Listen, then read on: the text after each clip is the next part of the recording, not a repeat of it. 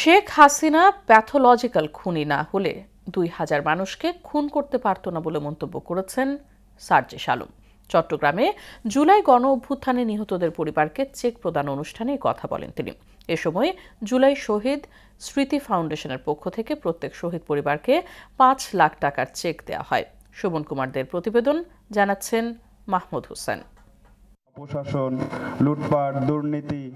চট্টগ্রাম নগরীর পিটিআই অডিটোরিয়ামে জুলাই শহীদ স্মৃতি ফাউন্ডেশনের পক্ষ থেকে চট্টগ্রাম বিভাগের জুলাই বিপ্লবে নিহত ১০৫ শহীদ পরিবারের প্রত্যেককে দেয়া হয়েছে ৫ লাখ টাকার চেক। সেখানে স্বজনহারাদের কান্নায় অনেকেই বাকরুদ্ধ হয়ে পড়েন। ছাত্র আন্দোলনে কেউ হারিয়েছেন বাবা, কেউ ছেলে, কেউ বা স্বামী অথবা ভাই।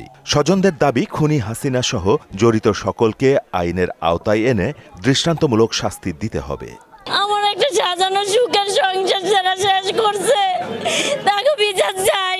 বাংলাদেশে নৃশংস যে হত্যাকাণ্ডটা যার ইন্ধনে যার হুকুমে ঘটেছে তাদের প্রত্যেককে চিহ্নিত করে একদম নিশ্চিন্তভাবে প্রত্যেককে চিহ্নিত করে কঠোর থেকে কঠোর ব্যবস্থা নেওয়া হয় এবং শাস্তির আওতায় আনা হয়। আমি কই যাবো, আমার যাওয়ার আর রাস্তা নাই। একটা ছেলের আমার হাজবেন্ড দুইটা প্রাইভেট হসপিটালে নিজে আমার হাজবেন্ডকে চিকিৎসা দেয়নি। শেখ হাসিনাকে প্যাথোলজিক্যাল খুনি উল্লেখ করে সার্জিস আলম বলেন, হাসিনা যদি প্যাথোলজিক্যাল খুনি না হতো তাহলে সে ২০০০ খুন করতে পারত না। এই খুনিরা এরা হচ্ছে একজন প্যাথোলজিক্যাল কিলার, যে কিলার ওই গোপালগঞ্জের শেখ পরিবার থেকে উঠে এসেছে।